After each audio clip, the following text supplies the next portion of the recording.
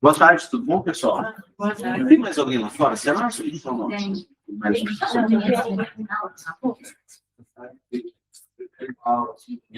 Vamos começando, né? Senão a gente fica a tarde inteira aqui e eu prometo que vai ser uma aula curta. É só uma introdução ao tema aqui, vias aéreas. É meio que, e de função, é meio que o mínimo para ter noção, assim, para não passar muita vergonha. Eu acho que vocês não vão dizer muita novidade para vocês, na maioria das coisas vocês já sabem, então vocês vão tirar de letra.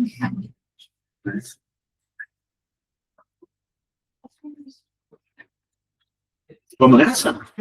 Então tá bom. Então a aula aqui é manejo de vias aéreas.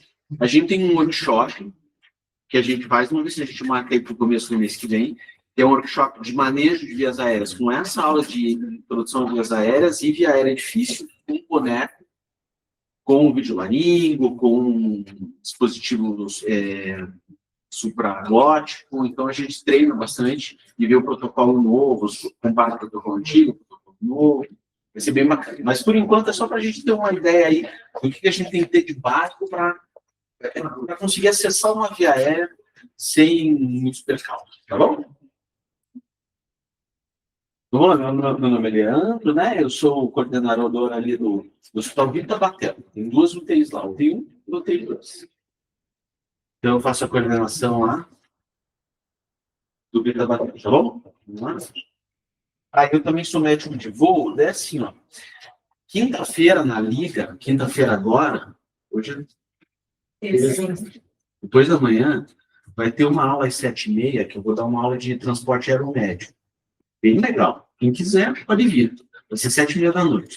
Se vocês estiverem vivos ainda. Né? Porque aula pra caramba. Vamos lá.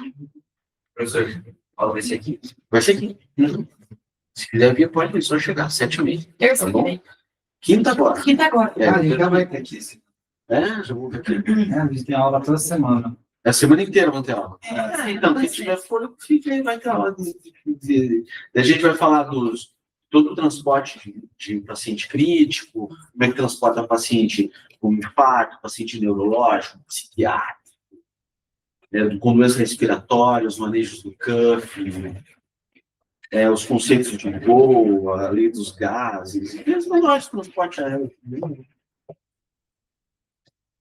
Uma época que eu ia botar um estágio, era ser dentro do avião. Só que a gente tem... A Mari voa bastante, né, Mari?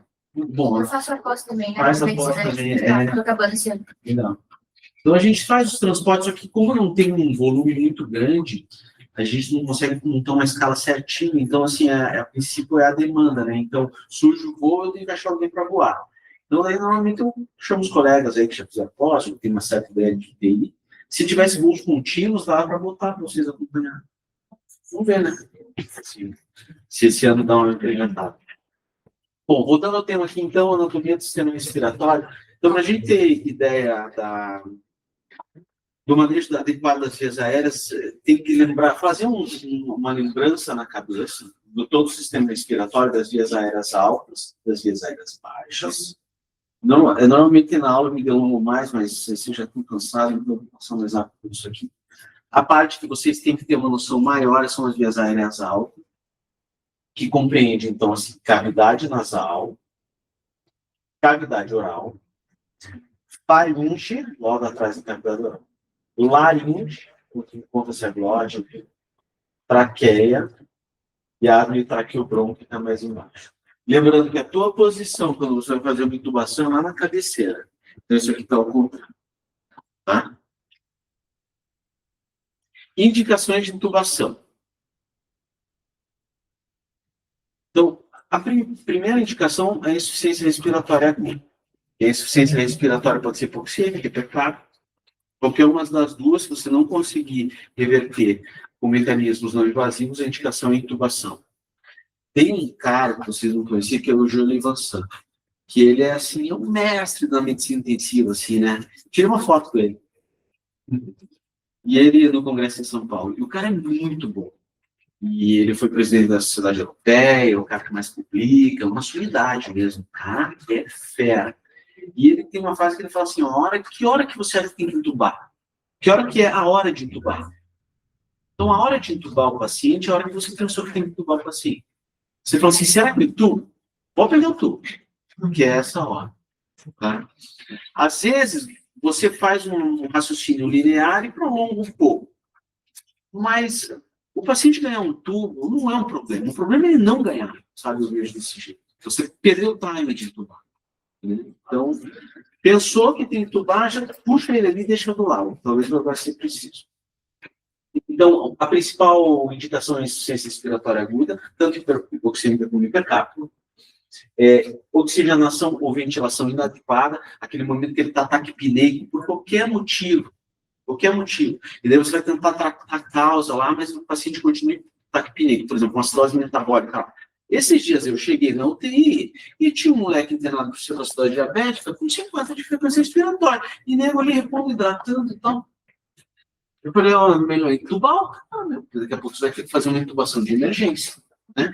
Então, oxigenação e ventilação inadequada, como esforço, taquipneia, dispneia, é um motivo de intubação. Talvez não precisasse, era só hidratar. Mas daí... Aí você protegeu ele, que era o mais importante que ele intubar. Se daqui 24 horas, 12 horas, você precisa, mas não funciona. Tá bom? Outra indicação importante é a produção de via aérea no paciente com rebaixamento de nível de consciência. Isso aí é obrigatório. Vocês não tem nem discussão. Se o paciente está com um vaso menor que 8. Isso, 8. Vaso menor que 8 ali, pode ocupar. Procedimento cirúrgico, né? Você vai fazer a apendicectomia com cartolhano. Trauma sem condições de manter a via aérea patente. Então, você tem um trauma onde progressivamente vai edemaciando a via aérea e fala, está edemaciando, né? Ou começa a sangrar ali, entubar logo. Depois, daqui a pouco, você não vai ver nada na garganta da pessoa. Esses dias, a gente fez umas aspirações no paciente e rompeu uma artéria chamada artéria nominada. Eu vou mostrar a foto para você. O paciente foi a óbito, não deu nem tempo. Então, se a gente tivesse entubado, insuflado o campo, de repente a gente conseguia estancar isso aí. Um atraso nessa paciente provocou o óbito dela. Então, trauma é uma causa importante.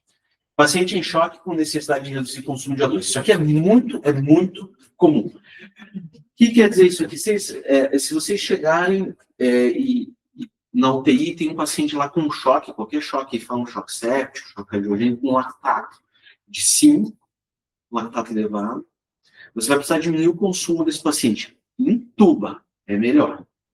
Tá bom? Por mais que você identifique o choque, por mais que você comece 30 ml por minuto de volume, por mais que você inicie antibiótico na primeira hora, por mais que você comece a hidratação adequada, como é que funciona o cateter com a droga vasoativa, intuba que a intubação diminui o consumo.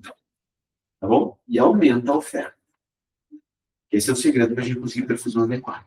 Bom, controle de pique, então, paciente com neurocrítico, com doença central, com pressão intracraniana elevada, né? Sangramento de vias aéreas, tal, que você perca os limites anatômicos. Contraindicação. Trauma contuso de laringe, isso aqui é contraindicação, veja, porque eu vou ter trauma na indicação e trauma na contraindicação. Quando você não está enxergando. Se você não está enxergando a via aérea, sim, você não vai entubar uma coisa que você não está vendo, né? Aí você pode partir para outra medida, como uma bicotomia. Você não está vendo a via aérea, é algo que você não tentar entubar. Trauma penetrante de via aérea superior, também é uma contraindicação. Ótimo. Edema de laríngeo, supralaríngeo grave, como consequência da infecção bacteriana, queimaduras ou anafilaxia. Quando você pode agravar a lesão em vez de melhorar. Tudo isso, a alternativa seria procedimento cirúrgico. Identificação da via aérea difícil. Daí, isso eu sempre falo para vocês, vocês estão no R1. Tá? Eu sei que muitos têm experiência, mas assim... A ideia é não se aventurar, entende? Assim, você identificou a via aérea difícil e fala assim, beleza, tem uma via aérea difícil, vou chamar alguém, ajuda. Sabe? E essa identificação vocês vão aprender agora como é que faz. Tá? Então, identificou, Depois dessa aula, depois das práticas, que vocês ganharem desenvoltura, tem esses monte de cartilhetes que não é que vocês vão conseguir tubar tudo. Mas, no começo, você identificou que é difícil, é uma contraindicação relativa. Você tem que chamar alguém que tenha mais experiência que você. Tá bom? O operador não qualificado, eu acho que eles entram no mesmo tema. É isso. Então, vamos lá. Anatomia da cavidade oral.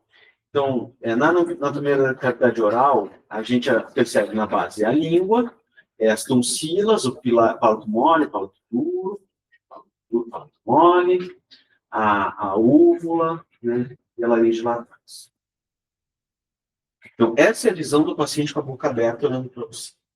Essa é a visão que você tem do paciente em laringoscopia, beleza? Então, assim, a entrada da glote e a epiglote. Então, a entrada da glote compreende essa área aqui, que tem as cartilagens maniculadas e cuneiformes, que são essas duas aqui, tá? A aritenoide, que é essa do ladinho, a epiglote em cima e a corda vocal no meio. A intubação segura é quando você tem visualização direta dessas estruturas. Tá?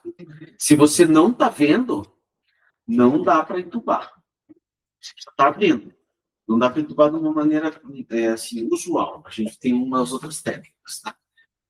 Tem um vídeo que eu tinha botado, que eu acho que eu perdi o videozinho, que era de uma mulher fez uma fibronaso e a pessoa começou a tocar flauta, uma fibronaso, vendo como é que mostrava a corda vocal. Então, a complexidade do movimento da corda vocal é impressionante. Se você forçar, se você for fazer uma intubação forçada, você vai lesionar essas estruturas, sabe?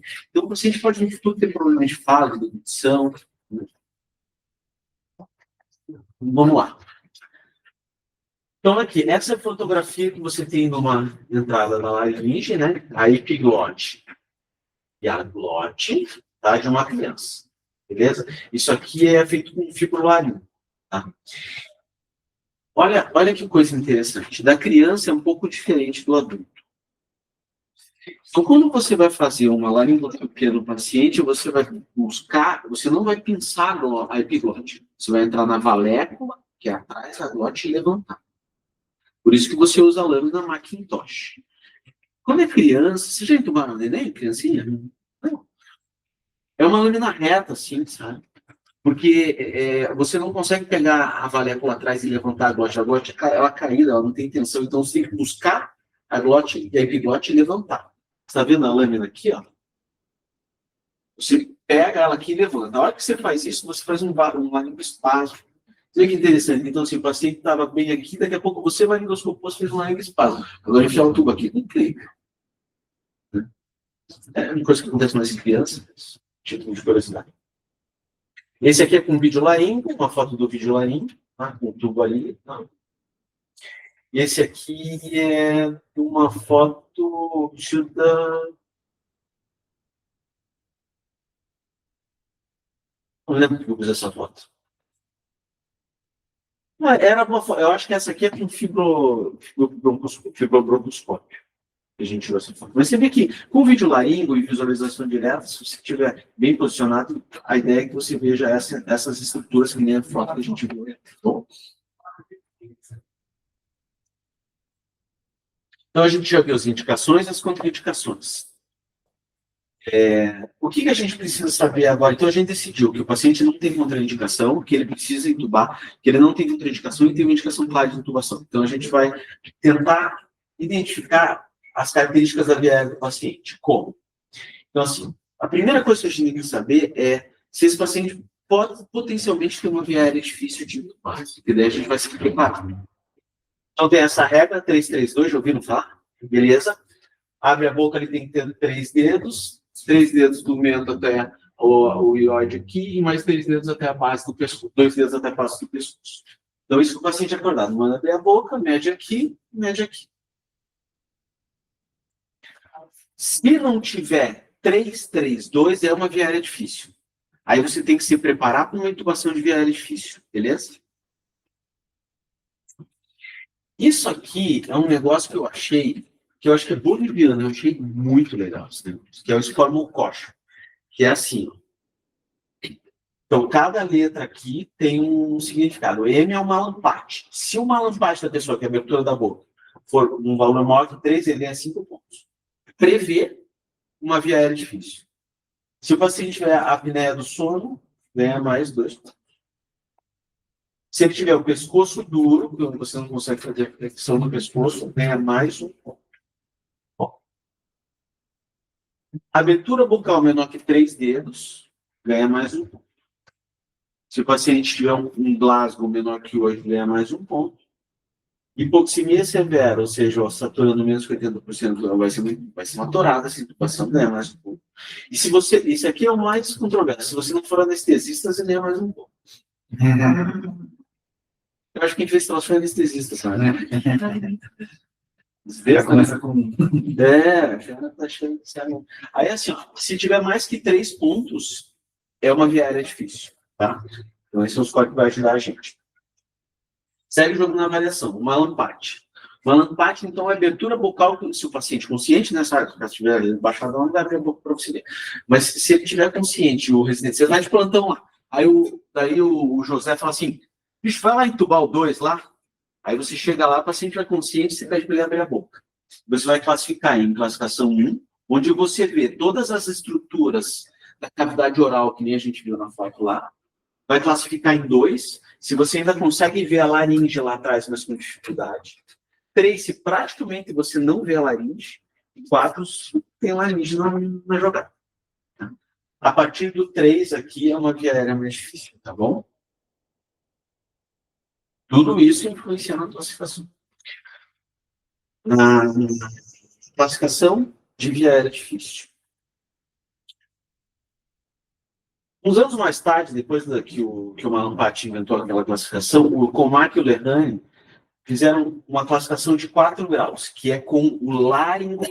Então, você fez um Malampati, você fez um Kocha, você avaliou o paciente, fez o 332, e falou assim, pô, eu acho que vai ser tranquilo essa intubação, eu vou intubar.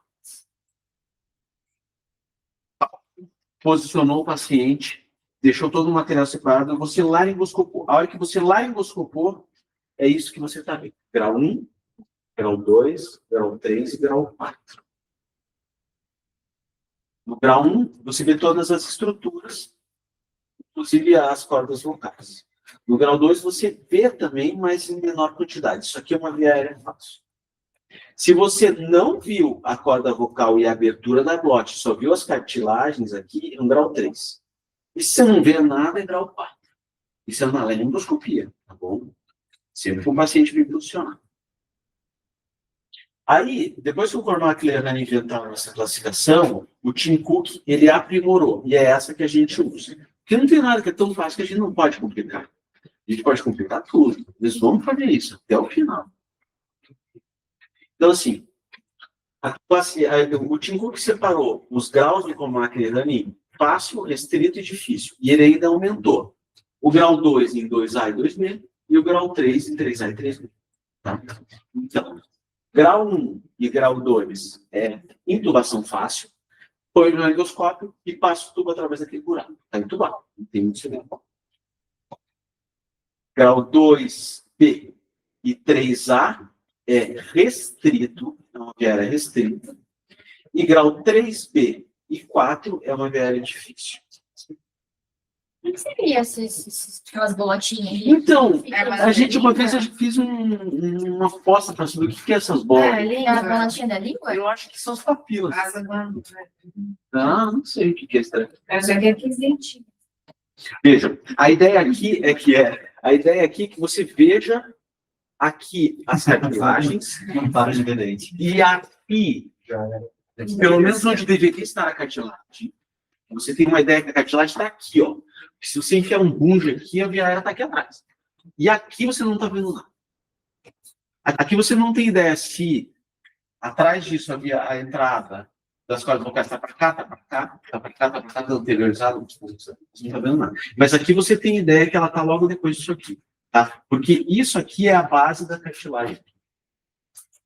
Um restrito quer dizer moderado ou restritos? Não, tem uma restrição à passagem do tubo. Se você pegar o tubo aqui, você já vai ver. Mas se você pegar o tubo aqui e tentar intubar esse paciente aqui, você está fazendo errado. não é para ter entubar. Com laringoscópio é uma vida, tá bom? Depois a gente vai ver as alternativas, né? Bom?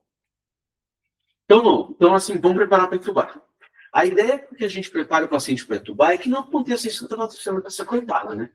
Com essa cara de desespero, com o cara enfiando o tubo no nariz.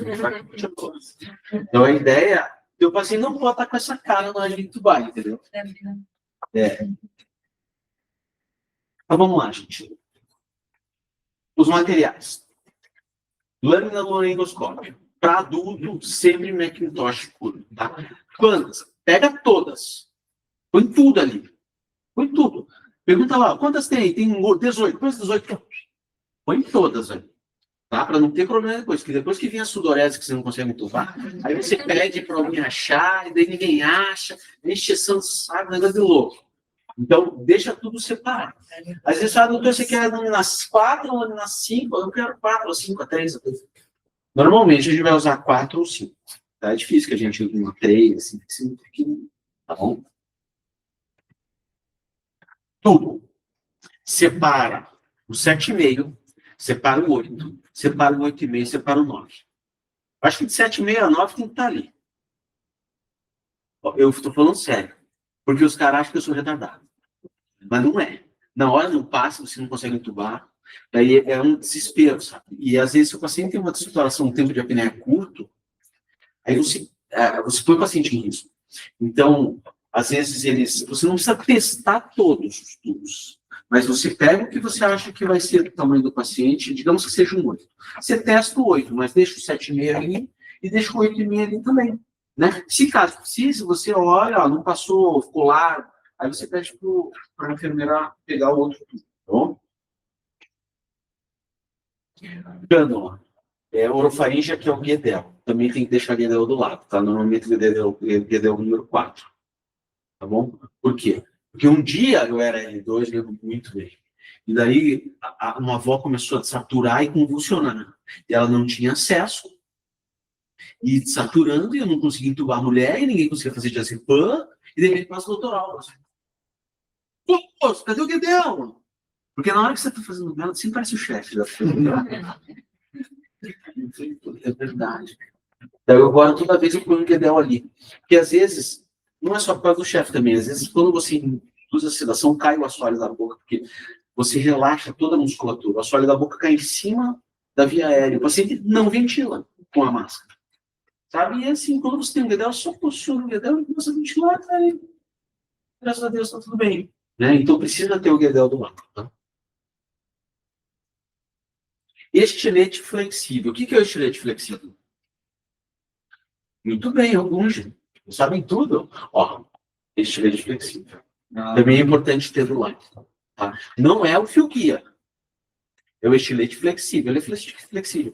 Ele chama estilete flexível, só a gente conhece como push. Tá? Aqui, Geralmente do lado. deixa. Olha aí, ó. Isso aí. Tem que ter um bujo do lado. Não precisa abrir o material, não precisa mandar abrir todos os material, contaminar tudo. Não, deixa tudo fechado, mas se precisar, tá ali. Às vezes não vai usar, às vezes vai. Você não sabe que não parte que vai ter, olha, a gente lá no sofá. Não? Dispositivo de sucção também. Normalmente, eu pus esses aqui, mas normalmente é na parede, né? Então, quando você for entubar, lembra, pede para ligar, pôr o copo da aspiração ali, deixar o látex pendurado, tudo pronto para aspirar. E às vezes você induz a sedação, a mesma coisa, o cara pronto, sai aquele conteúdo gasto, vira aquela assassina dele, você não vê nada, aí você saturando, aspirando horrores ali, você ali, cadê a aspiração? É tudo para transferir, é tudo para a segurança do paciente e transferir um pouco de grau de elegância para a intubação de vocês. Não pode ser um sapeca lelê, né? Bom, as coisas que é importante a gente ter. Acesso venoso calibroso, tem que ter, de preferência, 2. Oximetria de pulso, monitoramento cardíaco, capnografia. Muitos lugares não tem, os monitores nossos lá do Vita agora estão com capnografia. Medicamentos para intubação e medicamentos de infusão contínua. Aqui, no caso, medicamentos de intubação é a sequência rápida, né? Daí você vai botar lá o bloqueador, o analgésico e a sedativo. Normalmente a gente usa um fentanilo, um substituto líquido. Tá bom? E os medicamentos de infusão contínua, que é o Propofol, que você vai querer deixar sedado com Propofol e fentanilo lá, né? Deixa de separar o da zona fentanilo, não sei o que você vai fazer. Tá? Porque às vezes você faz indução, aí você está amarrando cadastro, daí você está papel com a enfermeira, lá, da pessoa te acorda, assim, tudo na boca, nossa, desagradável, tá separado. Lubrificante, né? Lubrificante é uma das coisas mais importantes do mundo, né? Mas ali também, na hora que você vai vestir o fungo no tubo, às vezes ele agarra e não passa. Você tem que lubrificar com aquele hidrocaína gel. Aí é importante também, senão não passa. Sabe, nunca que lubrificar. Lubrifica com hidrocaína gel. Já levei um soco na cara uma vez. Puxa o bucho não sei. Puxa, aqui puxou o polo na cara, assim, ó. Se tivesse lubrificante. Não ia E o pior que fazer me falaram assim, que quando você puxa, né, o tubo, ele faz um movimento de subida, né? Aí acaba lacerando, machucando. Aí você puxa assim, você faz com força, o tubo faz assim, sangra, aí depois fica aí dá mesmo. Dispositivo supraglótico, tá? Daí vocês vão conhecer vários. A gente vai ter uma aula só disso, mas o que a gente mais usa é a máscara laringe, tá? No meu quarto. E o videolengroscópio, sua preferência, beleza? Pré-oxigenação, então, assim, ó, sempre quando você vai entubar, pré-oxigena o paciente, para você conseguir uma FO2, uma saturação de 100%, ela vai reservar para você, né? Então, você aumenta a reserva de oxigênio do paciente, aumenta o tempo de saturação de oxigênio com a apneia e permite mais tempo para visualizar essa. Você faz a hiperoxigenação com máscara, com o dispositivo máscara válvula reservatória e com um catéter. Nossa, eu não estou inventando, faz 10 anos que eu estou falando isso aí, porque eu estive lá no curso lá em São Paulo, e a gente não faz. Então, o que acontece? Você põe o catéter no nariz da pessoa e deixa aqui pendurado. E você faz a manobra tríplice na hora de hiperventilar e vem hiperventila o paciente. A hora que você faz essas medicações para sequência rápida, a hora que o paciente está bem sedado, você tira aquilo, você tira o látex do ambu e põe no catéter no nariz do paciente. Isso aumenta 1 minuto para tempo de posse. Não tem uma eternidade que você está tomando o paciente, entendeu? Uma eternidade. Põe lá 8 litros por minuto. Então, o ano retrasado, 24, o New England postou esse artigo que foi publicado, a publicação oficial foi em Glasgow, o Dr. Alva estava lá. E esse artigo fala para você fazer pré-oxigenação com ventilação não invasiva. E não, você vai fazer no paciente que tiver indicação de ventilação não invasiva, tem que ter um Glasgow decente lá, um Glasgow adequado, né? E ele é melhor que a máscara. Porque ele recruta o paciente, sabe? Então, se você puder fazer a pré-oxigenação para intubação com VNI, faz. É melhor. Tá bom? Viu? Vocês não sabiam, né? Sabia? Vamos lá. E por fim, o posicionamento do paciente. Então, assim, a gente vai posicionar o paciente para intubar em sniff position, beleza? Então, você tem 3 ângulos. O ângulo oral, o ângulo faríngeo e o ângulo laríngeo, que não estão alinhados quando você está deitado na cama com a cabeceira encostada na maca. Quando você põe um coxinho no paciente, você alinha o eixo faríngeo e o laríngeo. E o eixo oral está desalinhado ali. Você põe o paciente na maca e põe um coxinho atrás da região occipital. Tá bom? Quando você faz isso, você alinha 2 eixos. E na hora de intubar, você vai fazer uma leve flexão na cabeça do paciente assim. Quando você fizer essa flexão, daí você vai alinhar os 3 eixos. Aí você intuba. Essa é a técnica. Tá? Faz tempo que e a gente vai continuar usando essa. Tá bom? Beleza? Olha só como fica mais fácil para você acessar. 90% das vezes que vocês não conseguem intubar é porque o paciente está mal posicionado. O que é coxinha?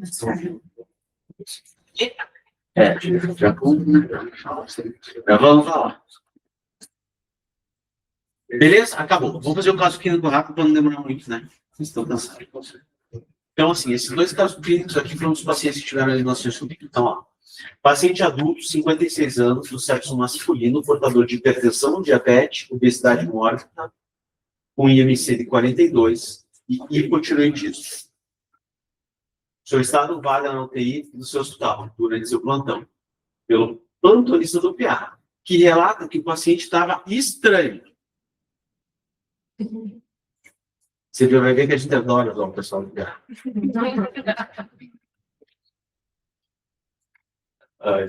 O colega solicitou um raio-x de tórax e internamento, que o paciente estava.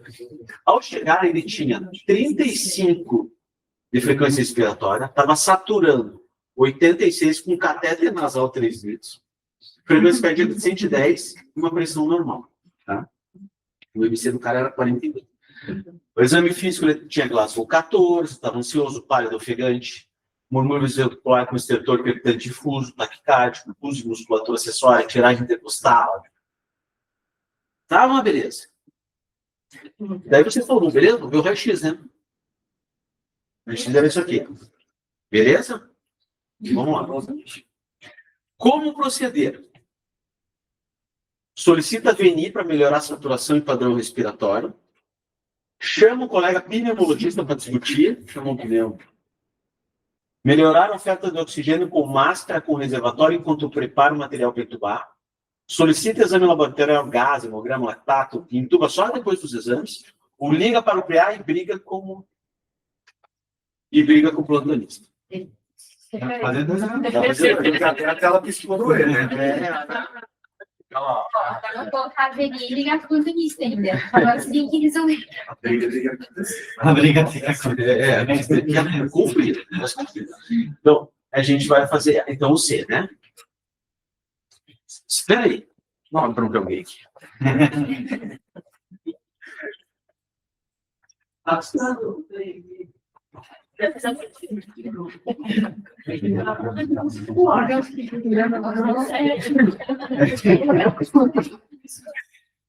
estranho. Tá estranho. Ó, então, beleza, a gente, melhorar a oferta de oxigênio com máscara com reservatório, enquanto a gente prepara o material. Se você pusesse, se o paciente, como o paciente está com Glasgow 14, eu não usaria VNI, tá? Parou, deu bom. Todo mundo não é. Beleza? Então a gente vai entubar. Nós vamos entubar. O paciente é esse, tá? Beleza? Vamos lá. Tá? Vamos se preparar para entubar. Preparação. Como que a gente posiciona o paciente? Posiciona o paciente em sniff position. Posiciona o paciente em posição rampada. Posiciona o paciente sem coxinha. Posição de Trendelenburg, né, que vai Trendelenburg. E não mexe no paciente, chama o anestesista. Aí é bem tentador, né? Ele tá bem me tentando assim, né? O que vocês acham? Alguém tem ideia? B? Tá bom. B? Todo mundo? Então, assim, quando o paciente é obeso, a posição é rampada. Então, aquilo que você falou, você botou o coxinho nas costas, você tem que pôr o coxinho nas costas e fazer um coxinho ainda maior para a cabeça. Tá? E essa é a posição rampada. Porque quando você está com o laringo na mão, se o paciente estiver só com o coxinho, você não enfia o laringo na boca porque ele bate no peito do paciente aqui em cima. Então você tem que liberar esse ângulo aqui, tá vendo? Ó, da orelha até aqui, ó, olha da orelha até aqui onde é que tá. Então a ideia é, paciente obeso, posição rampada. Acontece pra caramba. Até porque a gente erra na avaliação do paciente está deitado, a gente sabe que ele é um pouco obeso, mas a gente não tem noção da dimensão. Eu não sei se já aconteceu com você, a gente joga o paciente 10 dias lá no UTI, deitado no leito. Às vezes que ele senta, você fala assim, cara, parece que tá uma pessoa. Então, a pessoa deitada no leito, ela fica diferente. Então, se o paciente for obeso, lembre da posição rampada. Se você está na dúvida, faz um coxinho atrás, para você ficar uma altura. Você precisa alinhar os eixos, o oral, o faríngeo e o laríngeo. Eu vi, doutora, uma vez, de você tentar deixar a maca um pouco mais inclinada para você ter uma melhor visualização. Não tem problema. Veja, a cabeceira da maca inclinada ajuda você. para mim ajuda, sabe? Eu sempre deixo um pouquinho, não vai alterar nisso aqui. Tá? E a altura do paciente é sempre a altura do teu umbigo. Aqui, tá? E na hora de você for entubar, você vai entubar assim, ó. Se encosta o paciente aqui, você pega o laringo, você vai no endoscópio e entuba. Não é assim, eu chego lá no tempo, tá todo mundo assim.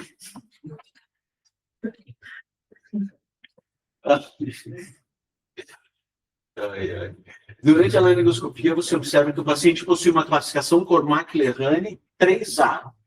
Então, é a 3A. Você vai proceder à intubação com tubo 7,5.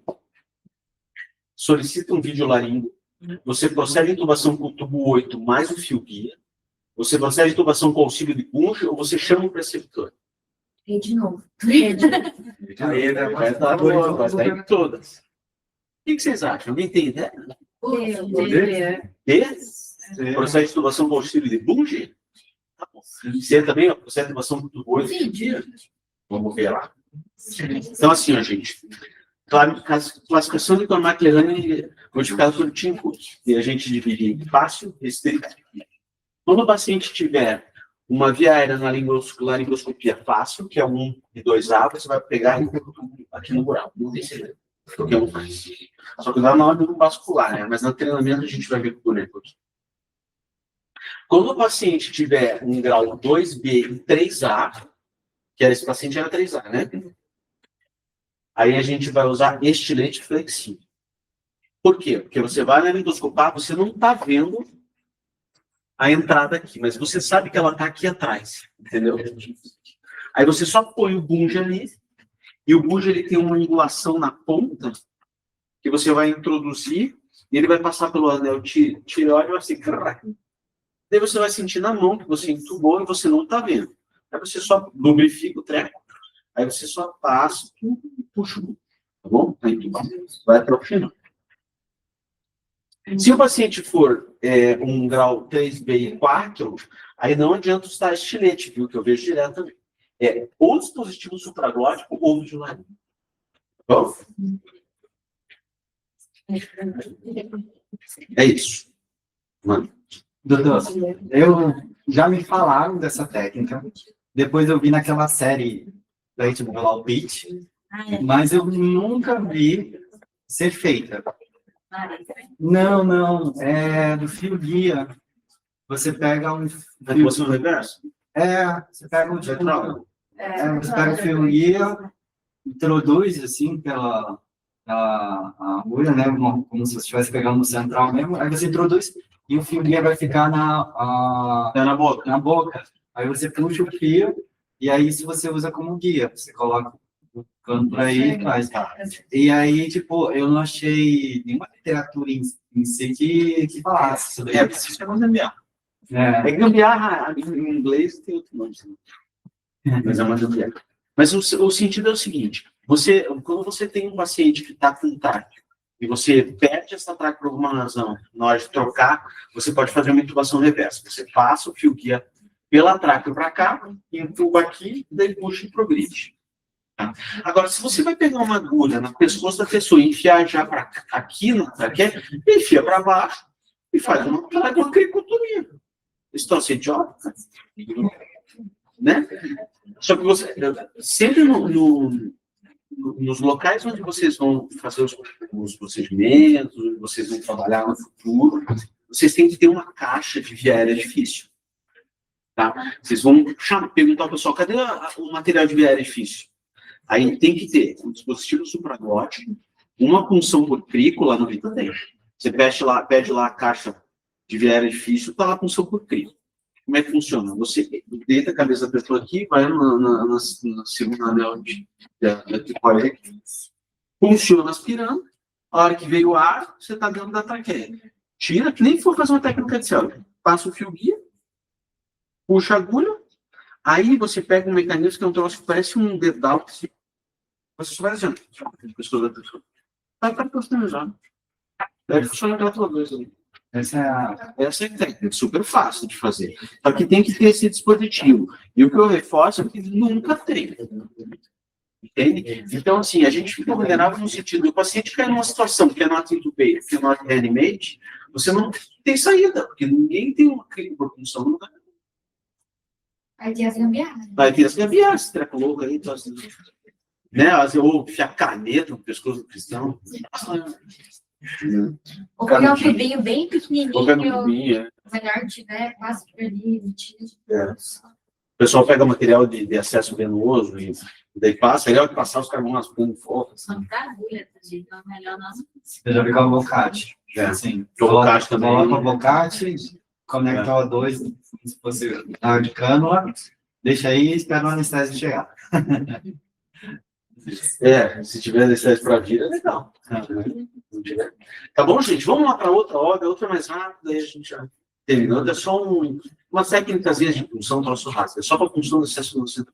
Esse aqui, então, assim, eu quero que vocês entendam aqui. Se vocês fizerem isso aqui, vocês estão fazendo o que 98% das pessoas não fazem. Que é separar todo o material. E quando você vai entubar, é que nem cateter no central. Você tem que separar uma mesa, cara, tudo bonito ali. Você vai fazer um procedimento, sabe? Às vezes eu chego para entubar, você foi primeiro, não?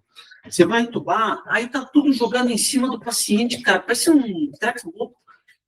E daí não acha nada, contamina, não é verdade? Então a ideia é, põe uma mesa ali do lado e põe todo esse material ali do lado, sabe? Daí você faz uma intubação e você não vai ter intercorrência. E se tiver intercorrência, você vai entender que a via aérea é do paciente. O problema é mais do paciente, entendeu? Ele tem uma via aérea difícil, você se problema não. Né? Essa aí, cara.